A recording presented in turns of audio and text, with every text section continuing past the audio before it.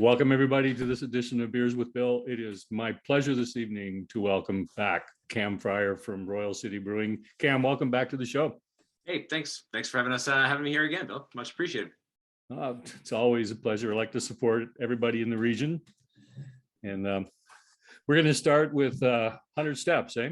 Yeah, 100 Steps Stout, number one. Just trying to work through our repertoire of stuff we haven't featured for you folks before. So I figured this would be a good one with time of year and all. 100 Steps Stout is one of the first beers we started making at the brewery. On our opening day, it was titled Evening Stout at the time. The name has since evolved. This is kind of like a slightly more, I'd say a slightly sweeter, fuller bodied stout than like what I like a traditional dry stout would be. And that was mainly done just because I kind of wanted to make a little beer that was just a little bit more body than an original, like a Guinness would be, or like even Cobblestone at that time, or like a traditional kind of nitro stout, which are typically really light beers, color notwithstanding. We wanted to make something that had a little more punch, a little more body to it. It's a little bit, it's 5.2% alcohol, and it's got a little bit more of like a sweetness through it than like a normal, like a traditional stout would have. But named after the 100 Steps in Guelph.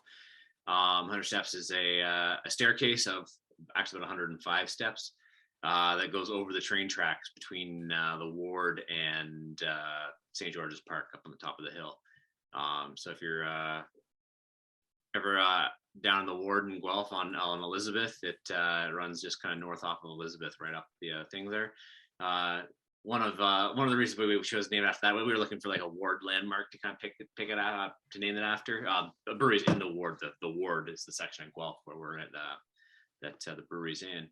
And one of the guys in the back, Marky Mark, used to love to tell stories about how him and his buddies would, when 16 and 17-year-old delinquents would dial a bottle to the vacuum shop on the corner there. And when the guy got out of the car, they'd raid his car and run up the 100 steps and they wouldn't follow. So fun, a little interesting, little color local history there. We decided to go with the 100 steps for the name of that beer. It also kind of had a nice ring, 100 Steps Stout. So actually made with far fewer than 100 steps, probably only about 12 or so. But that would be quite the thing to have 100 steps in a beer. But yeah, that's great, because I always wondered where the 100 steps came from. I forgot about that over by the Ward. Yeah. So if you're running into town in the GO train, you go under the 100 steps and right before you come across the bridge into downtown as well. Anyone who rides the GO out Tri-City way. Yeah. Mm-hmm. So how have things been going? Well, you haven't been on for a little while, so I haven't had a chance to talk to you. Yeah, it's been about a year. I guess we're on right about this time last year. I want to say Dan and I were on. Well, it's been a year. it's I don't think our industry is unique in that it's been a year. I think everybody's kind of feeling the passage of time at the moment. I know I sure am. A lot of changes coming our way this year. Some really big news, and a couple of bits of really big news for our brewery anyway. Kind of first and foremost is we were able to capitalize on another's ill fortune, and we picked up gentleman on the screen here, Mr. Keith Carman formerly of Bose, is now the sales manager for Royal City. So that was fairly fortunate for us to have managed to make that happen. So that's probably the biggest news we have, the most important news anyway, augmenting the squad that way. Keith's got a lot of experience and a lot of love in the beer community and from us as well, and we were very, very happy to be able to gobble him up, as it were, when he was unemployed back in November, looking when Bose had made some changes. So we were very fortunate to be able to be in a position to say, hey, come on board. So that was pretty big news around our way. The other piece of really big news, not as important as Keith, but is after 5 years of trying, we finally managed to get VTR uniforms out of the unit beside our unit in Guelph. So we've taken over that space at the moment, and any effing day, I hope we have our building permits in from the city, which we've been waiting for several months at this point in time. And we will start tearing that unit apart and expanding the brewery into that side. So that's pretty. Those are the two kind of really big things going on our way right now. Just kind of trying to keep operating as normally as we possibly can, and hope very sincerely that this wave is the last wave and things can kind of return to some whatever normal was within the next few months. But yeah, so those are kind of the big news around our way right now. But we're all really excited to start swinging hammers next door, and I think it's going to be a pretty cool thing that I think we're putting in there. I think it's going to be. I'm really excited about it myself. Like I've been saying, it's been 5 years we've been trying to like just push. Hey Franco, leave. And finally that happened, and so we're we've got that space, and we're hopefully going to have it open by kind of mid to late spring. That's the plan right now. Is that going to like double the size? I'm sorry? Is that going to double the size? Triple it actually. Yeah, Franco's going to have just over 5,000 square feet there. We have just under 3,000 at our spot. So not quite triple, but more than double. Yeah. Wow, what an undertaking. Yeah, it's there's a lot of balls in the air at the moment. That's for sure. But we're really stoked. I mean, the boys in the back are pretty happy because we're gonna have finally enough room to actually package without. So like every day we have to run the canning line, we have to play horizontal Tetris for about 90 minutes in the morning and then 90 minutes at the end of the day, just trying to move pallets around and equipment and product around just to the spot that we can operate, and then it's take it all down apart and move it all the way again. Just be able to run our canning line in our space. So having the space to keep that up permanently it's pretty cool from a production standpoint. And then being able to expand our hospitality, the front of house area, our tasting room as well. So we're basically going to split that new space right up the middle, and the back's going to be extra production space, and the front's going to be extra hospitality space. That's fantastic news. Congratulations. Thank you. Yeah, it's pushing for it for a long time. Yes. So this is happy to have the opportunity. Yeah. The question in the chat line wanted to know if you haunted your neighbor out. No, we made him an offer he can't refuse. No. Essentially, we had some space over at our but that's been a lot of free beer. Sorry, I just read the chat bit there.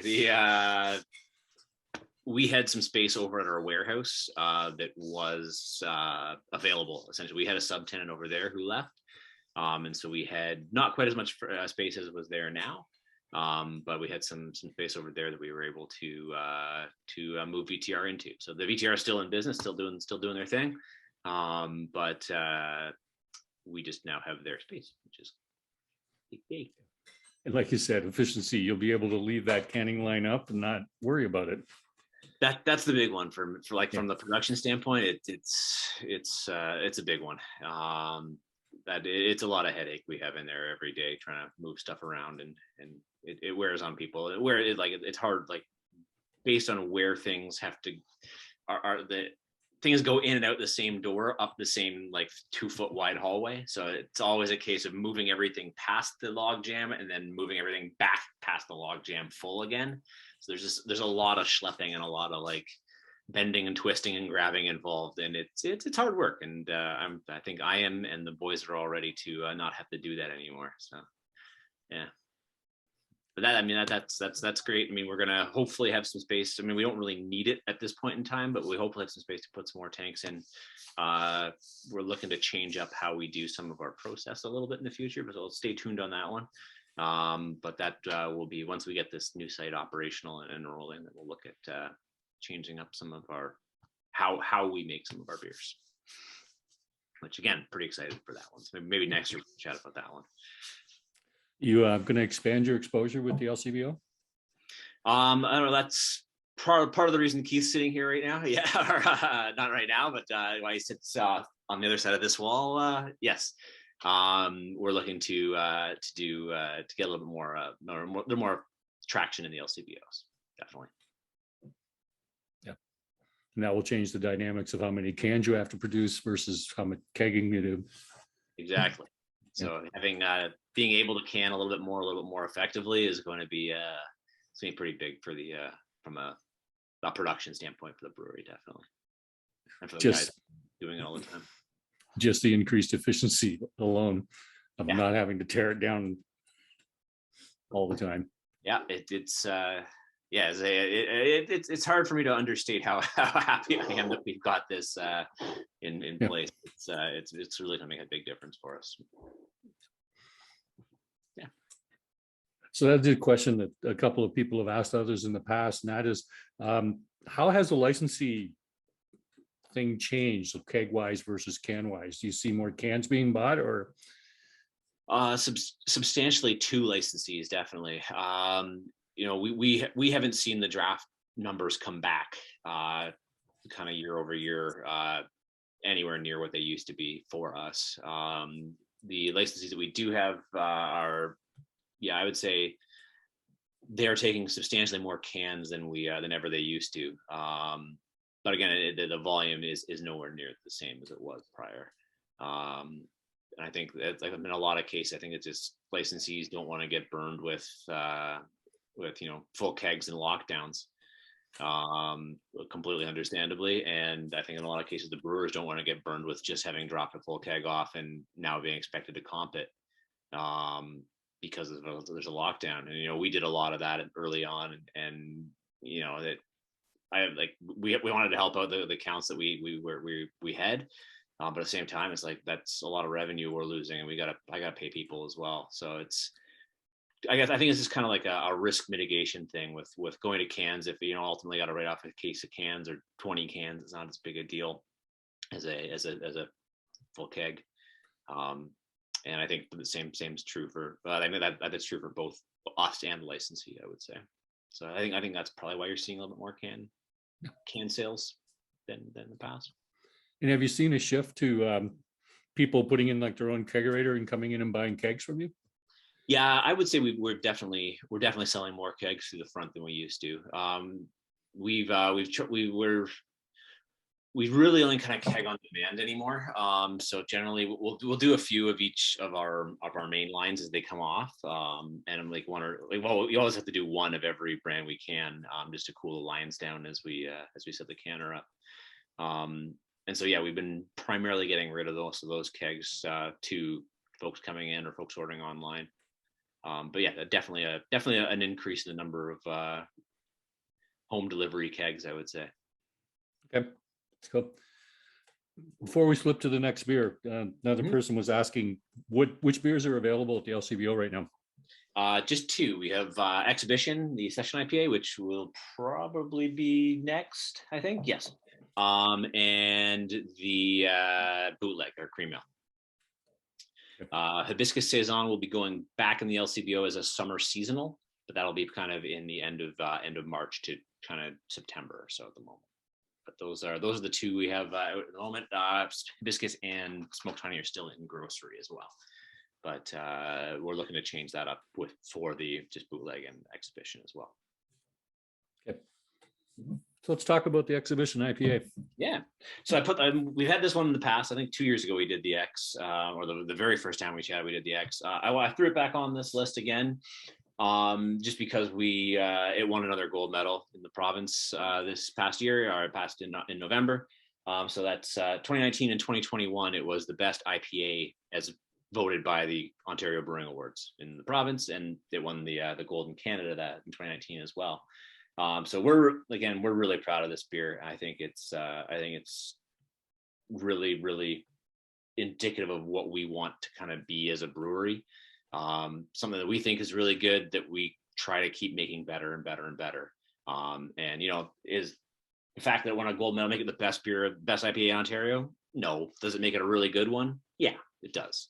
And the fact that it wins it repeatedly, yeah, it makes it a really good one. So it's something that we're really proud of, and we like to make sure everyone knows that it's available and it's out there. This was kind of the beer that I think we were talking about this a couple of years ago there with you know, we made this beer, and it had been around for a while in our lineup, and we were out I was out at one of the licensees in town, and I had one, and it was awful. I went, what the hell, like this is not what we want out representing us.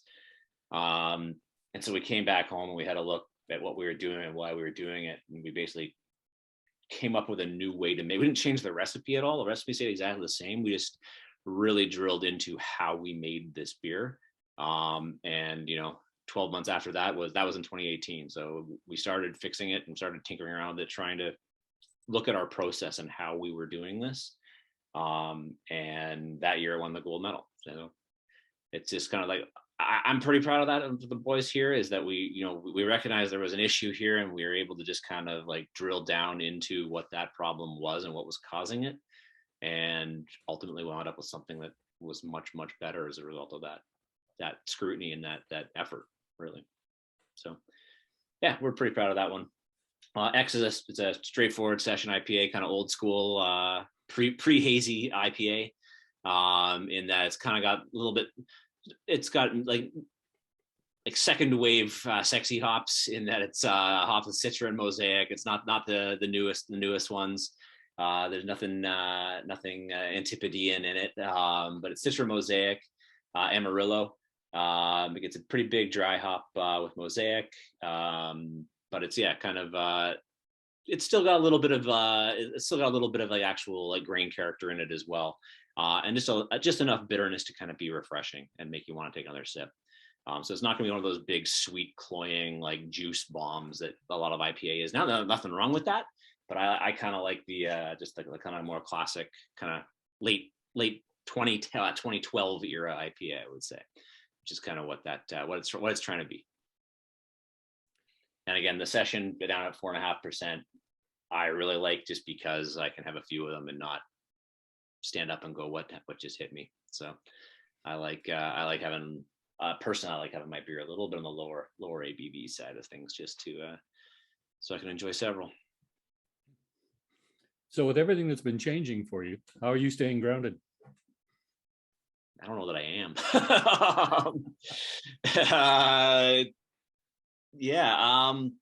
I don't really know. It's just I don't know.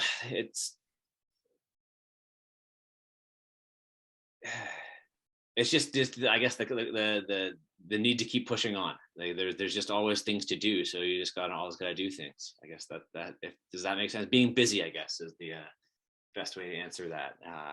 Busy is good. It's just you don't have time to worry too much about the existential crises and stuff facing if you've just constantly got stuff to do. And so I've been fairly fortunate in that regard, that I have been busy for this whole time.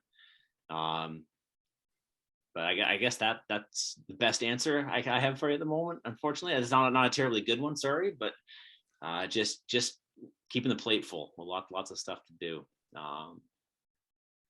Keeps you moving. So now that the long-haired hippie has joined your organization, my favorite friend and buddy, who could join us if he wanted to, are you guys going to start a band? I don't play nothing. I just travel with the band. Okay. I just wondered, I thought, gee, that'd be kind of cool if you guys got a band going in there, Keith's actually broken the tradition, which I'm kind of like, I just kind of realized right now is like, I'm going to say we have had 9 drummers work for Royal City Brewing and never any guitar players. He's the first guitar player to work at Royal City Brewing. We have literally had like 9 halfway decent drummers work here, or people who say they're halfway decent drummers. Anyways, I think it's all drummers, right? But Keith's actually the first guitarist to work for the brewery, so that's kind of exciting. Well, just need a lead singer, guitarist, a drummer. You'd be a little bit like Rush, and yeah, no, No, it's yeah, it's I don't know how that balance would work out if we have 3 or 4 drum kits surrounding Keith, but If someone's curious if you've got any hilarious drummer stories or a joke. One person. I'm trying to think of. I'm sorry. Nothing's coming. Just stories about drummers, I guess. Yeah, not a terribly good one, unfortunately.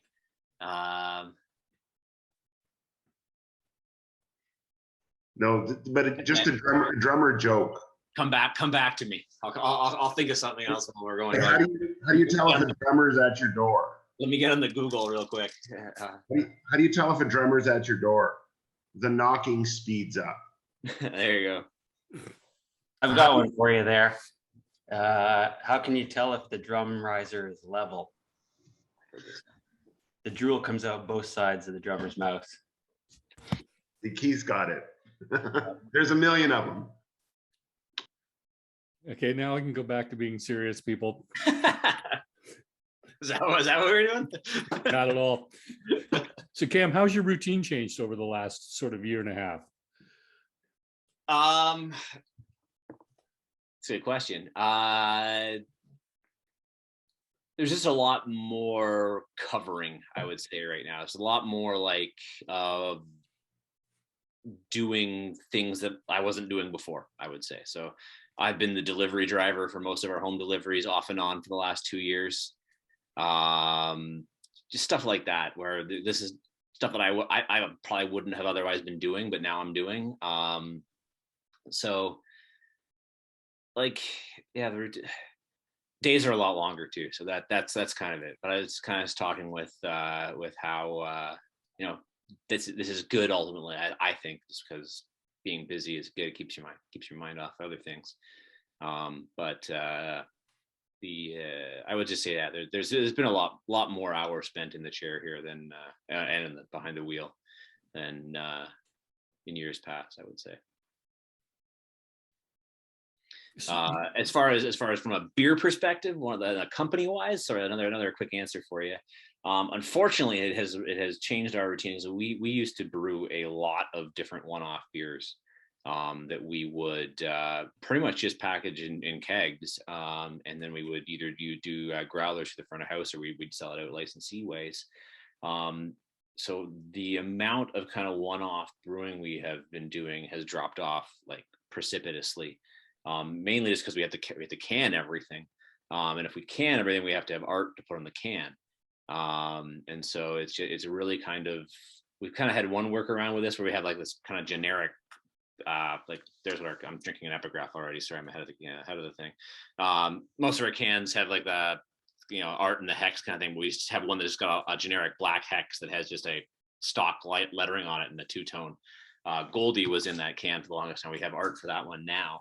But we had done a bunch of one-offs in that kind of stuff, but it just, it's been, I would say that's been the most routine changing, is just the amount of it kind of stifles the creativity a little bit in terms of what we can produce and what we're putting out, just because we have to ultimately, there's cost and time involved in having the art done for these things. Unfortunately, it's like, Kai's pretty busy and we can't just say, hey, we need this logo for this beer tomorrow or next week. And it just doesn't work. And then the lead time on labels is pretty long too. So it's just not really something that's terribly easy to do right now. But that being said, with a new hospitality space coming in, the new beer hall we're going to put in, we should be able to get back to that pretty shortly. So that's kind of exciting. I can imagine the dynamic of doing a one-off has changed too, with licensees not being as willing to bring beer in on a risk basis. Yeah, definitely. Which puts the onus on you. You're going to put it all in a can, and now you're going to have to push it out the door. Yep. And we have been doing that. I don't think we've released a new kind of rotational beer since in 2 years at this point. Actually, no, that's not true. Feeder. Matt made kind of like a Dortmunder with Kvike. That's in Fermenter right now, actually. So that'd be he did that the first time last year, and that's coming back probably in about 4 weeks, 5 weeks when it's done doing its lager thing. But that would be probably the only thing that we've done new or different in that time, I would say. What do you see That's- that's new and that's- exciting happening in the industry right now? Yeah, I not a lot, to be honest. I think everyone, a lot of the folks are in the same spot we are. We're just, really just keeping the head down, trying to keep out the wheel, keep things moving. We don't get out and we don't talk to folks as much as we used to. It's been forever, even since I've been over to K-Dub and seen some of the guys over there. But I'm not sure that there's a whole lot exciting and interesting happening right now. I think everyone's just trying to keep the doors open, the lights on right now. OCB conference got pushed back again, which is normal. It should happen if they bumped that back to October. But that was going to kind of be like the bellwether to see, kind of get out and see where everybody is and how everyone's doing. Personally, I don't have a whole lot of optics into the beyond that right now. As I say, it's just been so much focused on just what we have to do to keep going. So unfortunately, sorry, I don't have a terribly good answer for that one for you, unfortunately. But I think a lot of folks are in a similar state to us. Is just kind of put our heads down and get through it. And we've only really we only had 2 meetings of Guelph.beer as well in the last year, where we all sit together and kind of chat. And primarily it's just been business stuff, and then everyone's out. So I think it's been a lot of folks just kind of just nose to the grindstone, kind of getting through. Have you hope for 2022? Absolutely. I'm hoping we can open our new beer hall in probably mid-April, and all of a sudden it's packed and everyone's eating sausage and Schäufele and other cool stuff, and we can just pretend the last 2 years didn't happen. We're never going to be able to do that. We can try and forget, though, right? Try and drink till you forget. That's not an official Royal City position, mind you. We have to pause the responsible consumption of alcohol, but yeah.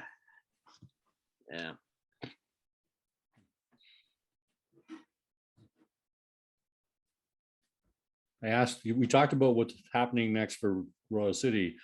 Is there anything in the works happening for Cam?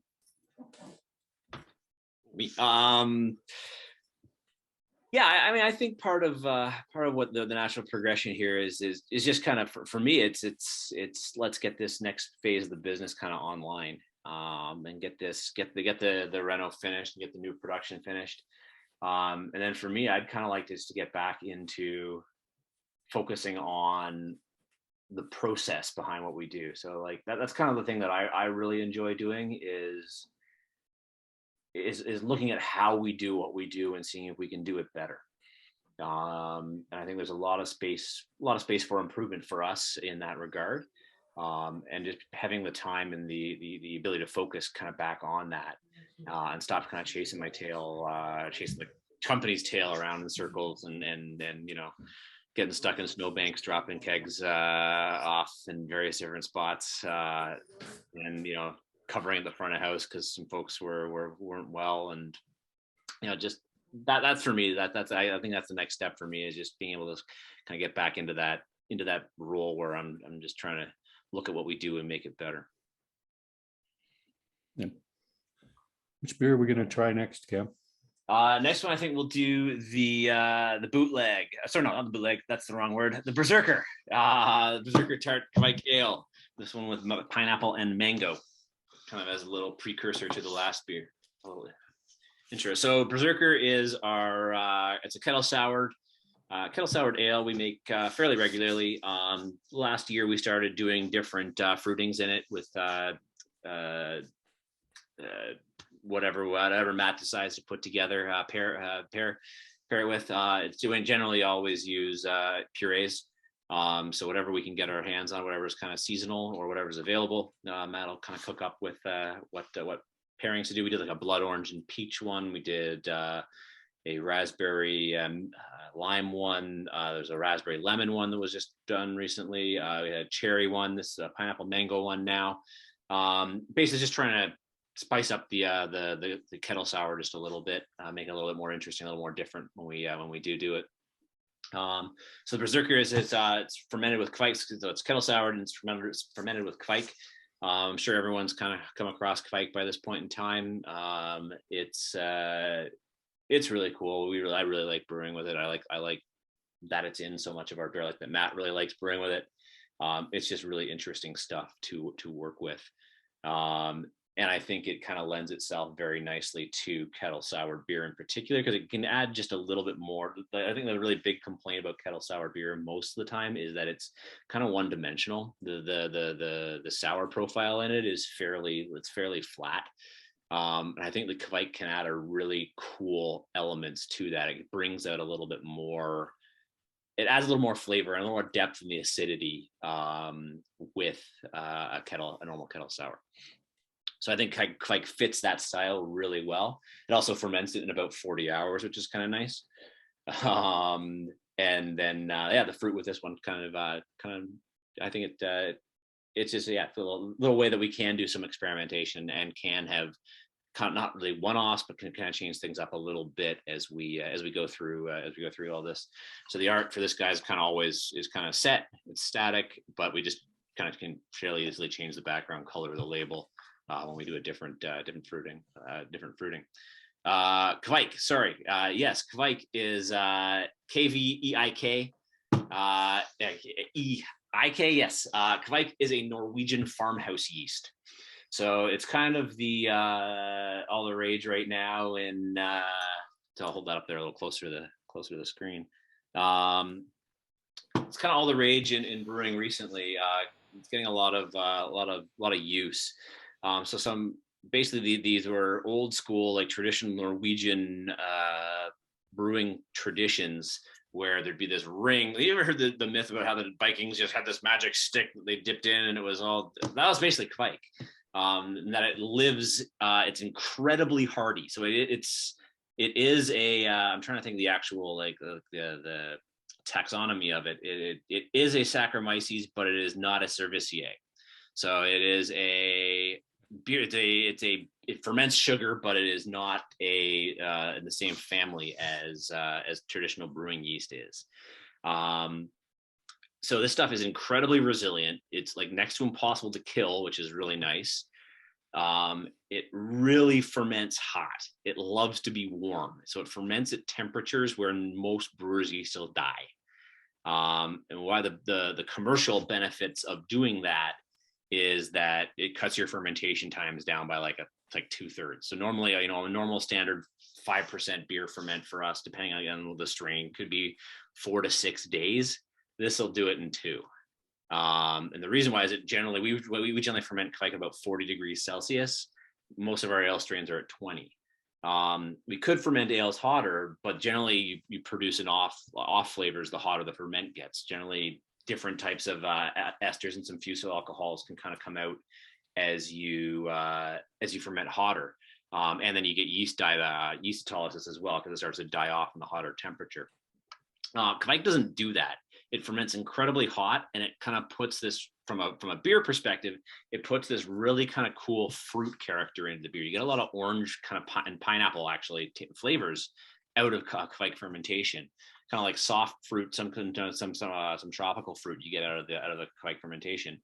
There are just kind of similar to brewing yeast. There's dozens and dozens of different strains of kvike that actually Escarpment here in Guelph Escarpment Labs, that is, has done a fair bit of work to isolate and propagate these various different strains of kvike.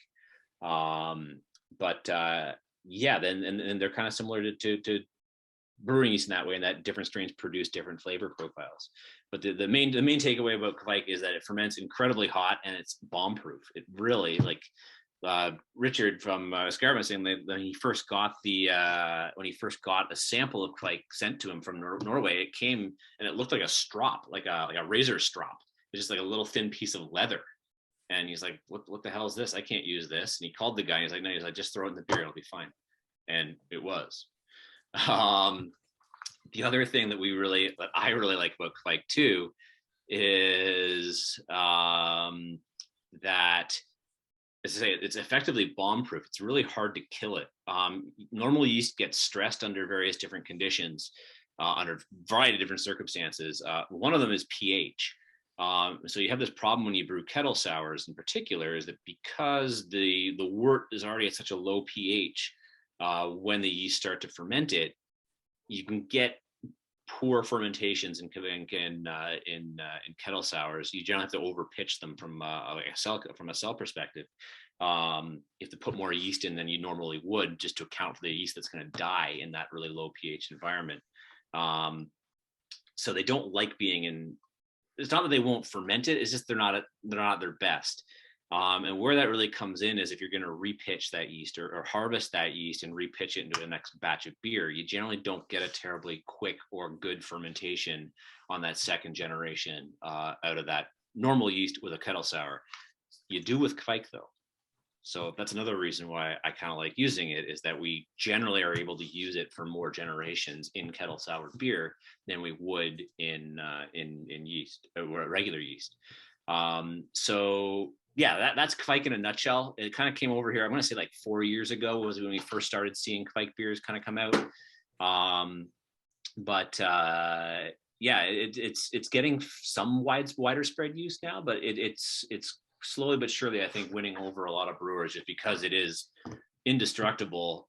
It ferments super hot and interestingly, and then it also ferments cold too, which is like, it does it all. It's really cool stuff to work with. We're making, as I said, Maddie's right now, we're making a Dortmunder with Kvike, which basically means we can speed up the lager, like the lager fermentation process.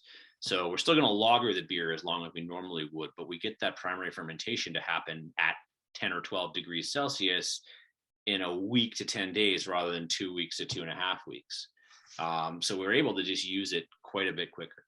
We're able to turn that process up quite a bit quicker, which is, again, beneficial without really sacrificing the amount of lagering time or the quality of that, the cleanliness of that product. Yeah. How's that? Does that explain Kvike? Everyone cool? Everyone love Kvike? It's pretty neat stuff. But if you have any other questions, please fire them away. I'm happy to answer. I'm just too lazy to type, so I'm going to interrupt. Yeah. No. Is there any cost difference to use Kvike versus a more standard yeast? Because that sounds like a bad business to be in if you're a yeast provider, and it lives so long and so hard to kill. Yeah, no, fair enough. So far, no. Kvike's the same price as regular yeast, for at least from escarpment anyway. It might be. I think it depends on the strain or whether it's a blend or not. But there's no real price difference between a standard brewer's yeast and a pitch of Kvike. It's just, again, it's like, from our perspective, like, we only really use it in a few specific products, just because that's what we kind of built those around that. It doesn't have ubiquitous use across the brewery yet. That might change. It's kind of good stuff. I think you're gonna start seeing a lot more brewers start to use Kvike, whether they tell you they are or not, just because we don't want to make decisions purely from an economic standpoint. That's not the main motivator, or it's not the main motivator. It's not the main decision-making factor for us. It is one though. So having that repitchability and that dependability is a really good thing from the business side of it. As I say, that's not the primary thing we worry about when we run our business and make our beer. It's what are we trying to achieve is number one. But if we can achieve that cheaper, yeah, we're going to do that. So I have two questions. Hey, fire away. First one is from someone on the chat line.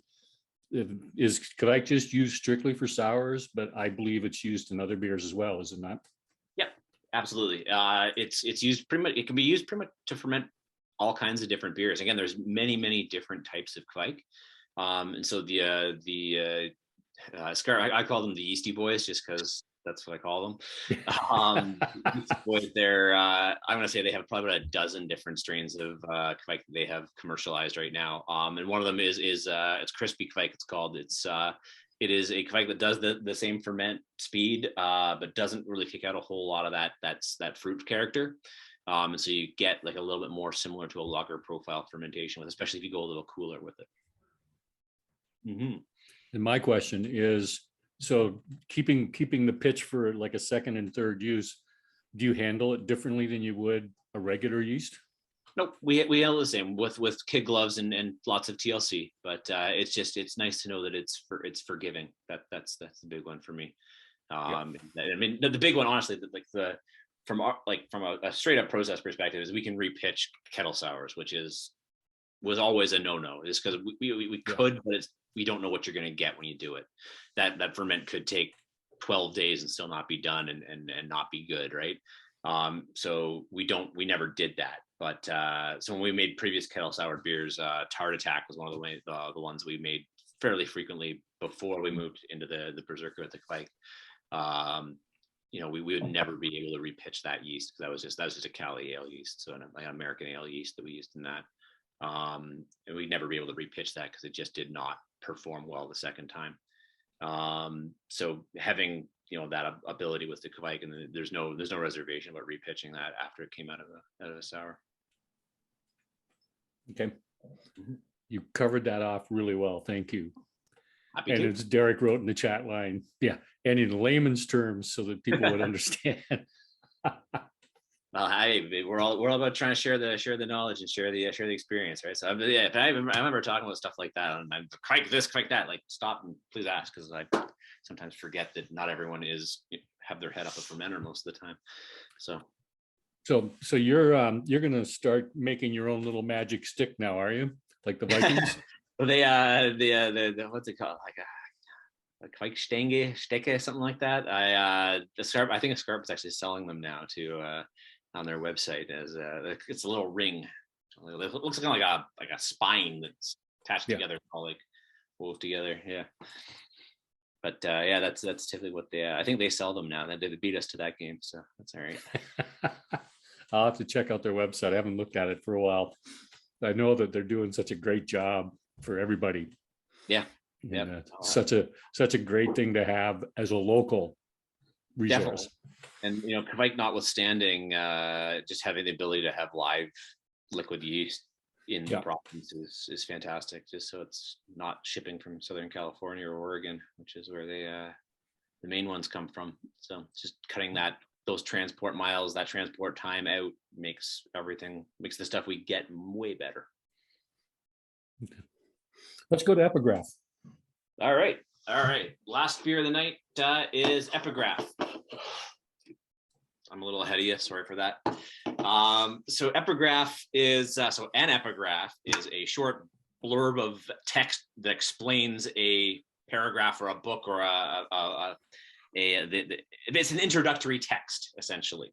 And we call this beer Epigraph because it kind of needs that. So pretty much what this is a kind of like a Belgian golden ale kind of saison that is dry hop. So I guess the style would be an Amaro Belgian ale. But it's a fairly complex beer, and kind of want to leave it to last just because everyone give it a shot, have a taste if you got one. But this is one of Maddie's. I think this was actually one of the first recipes he started working on when he took over as the head brewer here. I know this is one of his favorite beers to brew as well. So it's a dry hopped Belgian ale essentially is what it is, but it's kind of it doesn't come across as overly dry hopped. It does have a fairly liberal dry hop in it, but I think the flavor, it kind of works really. I'm having a hard time describing my epigraph or writing my epigraph right now for this beer for you folks. Basically, you get a little bit of like kind of again soft fruit, kind of pineapple and mango flavor, but it's got that bitterness in the back end of it, which doesn't really. Yeah, I think it's not a single dimensional beer, and it kind of you start in one spot and it really takes you through a wide range of flavors, and it ends with kind of a drying bitterness that makes you want to drink another sip of it. I did a terrible job of explaining it. That's why Keith does the sales. But I really enjoy this beer, and we typically only make it once a year. We just kind of had it in stock right now. It's 7%, so it is definitely a little bit stronger. But again, I don't really taste a lot of the alcohol, and I don't get any of the heat out of the alcohol, or as much for a 7% beer. This is what it can be a little dangerous when you if you have a couple of those guys and suddenly go for a bathroom run and you go, But that's yeah. So I mean, Far too smooth, Cam. Far too smooth. Trying to find stuff that you guys haven't had before, and I was very happy we had this one on the shelf at the moment. Should we put Keith in the spot and have him bail you out? Keith, Oh, both of you. you've been I there think what, a week and a bit, and now you were going to sell us on Epigraph. I think the like what it says on the can, the deceptively complex is the perfect way to describe this beer. It starts out soft and smooth, but you find that it tends to it washes off your palate nicely, but there's still a bit of a back coating on there, so you keep tasting it, but it's not overwhelming. And I think that that's the beauty of it, is that the beer that you start tasting and the beer that lingers at the back of your palate at the end of it are two different beers in the same sip. And that's what keeps you coming back, because it's soft and smooth, but then you've got, like what you said, Cam, that subtle bitterness to it. So you're experiencing a lot of different flavor profiles in one beer, and you're getting the booze, but without tasting it. So that's how I describe it. That's exactly what I would have said too. I love it. And by the way, Derek, I'm getting the patio set and umbrella before you get it. No offense. I definitely get the Belgian on the nose, the sweet sour style. And you're right, 7%. This is deceptively smooth. You drink one of these and then you're probably going to drink it too fast. Yeah, So definitely. would you share with us one of your funniest beer stories? One of my funniest beer stories. Boy. Well, Dan's not here to defend himself. Maybe you should give us one of Dan's funniest beer stories. I don't know how PC those are. Dan's got some good ones from his time in the beer market down in Toronto. But one of my funniest beer stories. Tell you what, give me a minute to think about that one. Give me another question. We can come back to that one after I let that one marinate a little bit back there.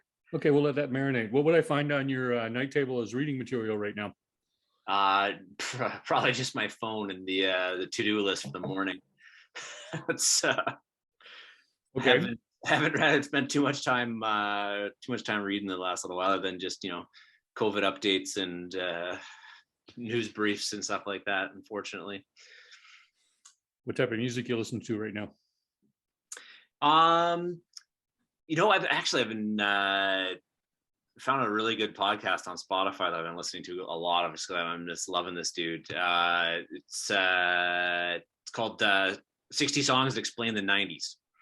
So if you're a 40-something, 30-something, in the late 30-something, early 40-something, such as myself, and spent some formative years between 1990 and the year 2000, this dude goes through and profiles up 60 songs from the 90s. Doesn't really do much to explain them. He just kind of is hilarious and makes fun of them, and it's really, really entertaining. So I've been listening to that, and alternatively a lot of 90s alternative in the interim as well.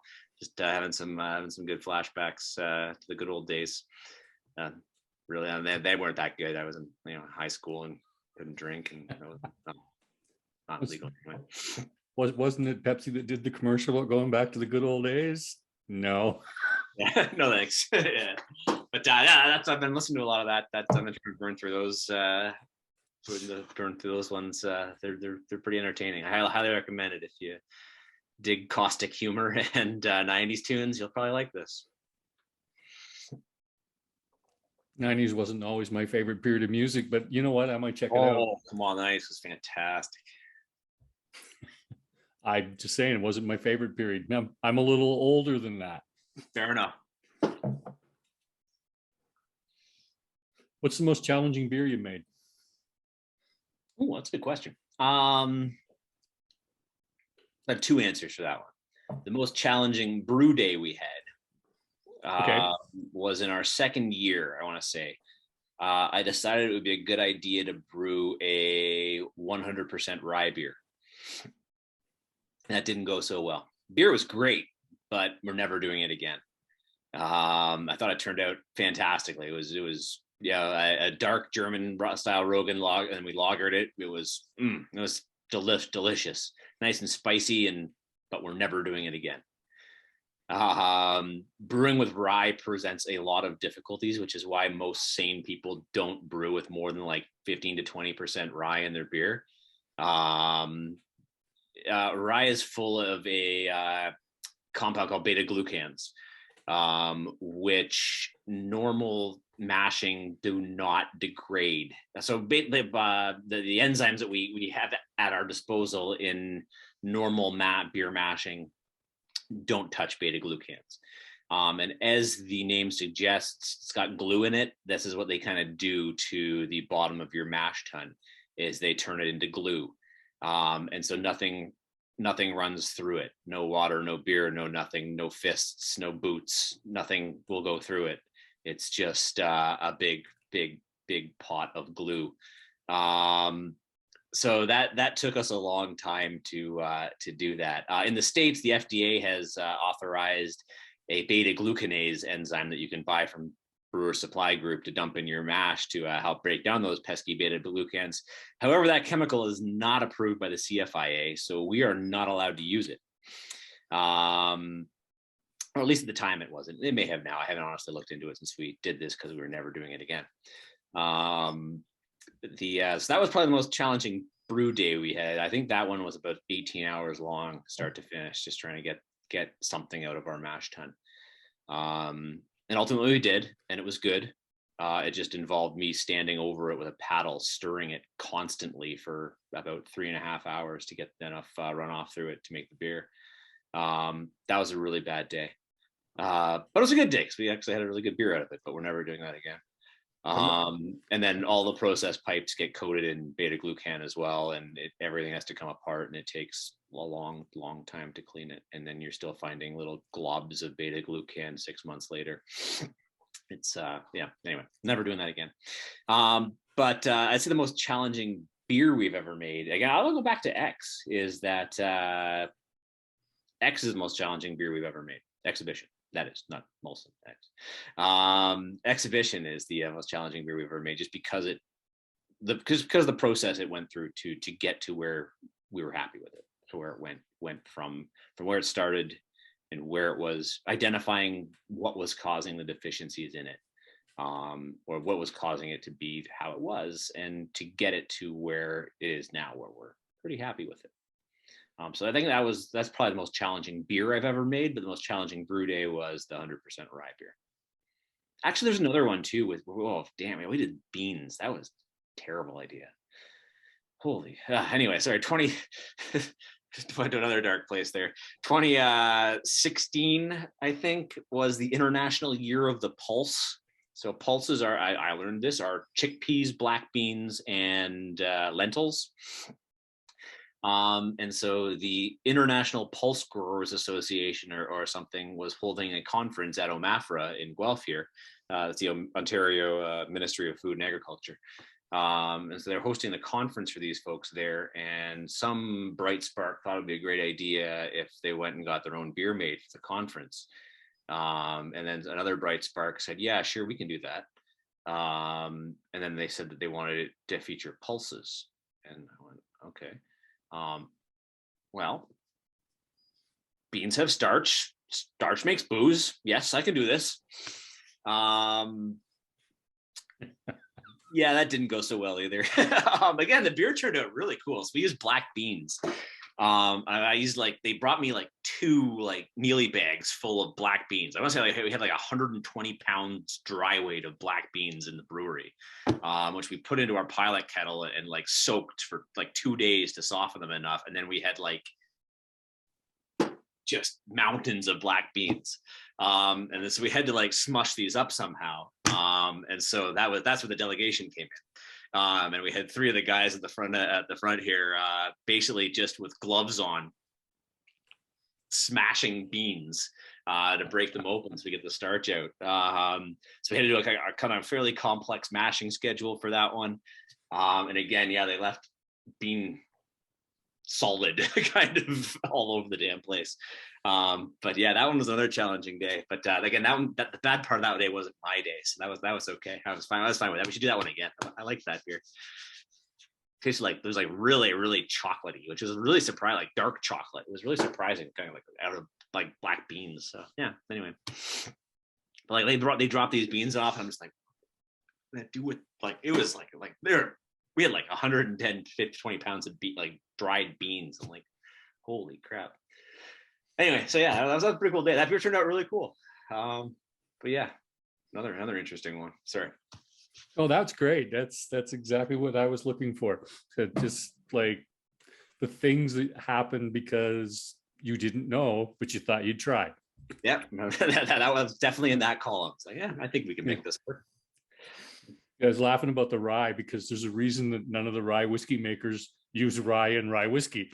It's the same reason, Yeah. Same problem. Yeah. Those pesky old beta glucans. I'm going to give you one last question. Yeah, fire away. And I'm curious. I'm sure we've discussed this before, but if you could spend a day brewing or just talking beer with any single person, who would that person be?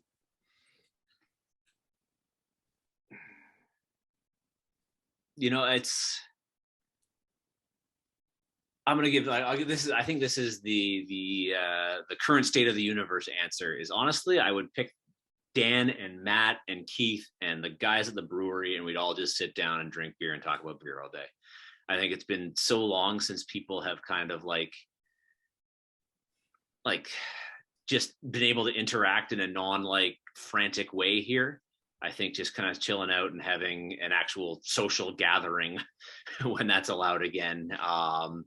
And actually just sit down here with the guys here and just shoot the shit about beer for a little while. I think that would really be it. And just maybe make beer, maybe don't, just kind of hang around and maybe don't drink ours, just drink somebody else's beer.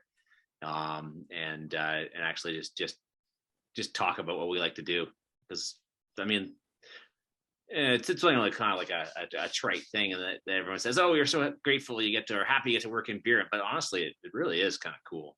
It's a really awesome industry to be in, an awesome community to be a part of, and it's a lot of fun. And you know, especially in the last little bit, it's been easy to lose sight of that, just with how I guess just how manic things have been. I guess that's the best way to describe it. It's kind of like,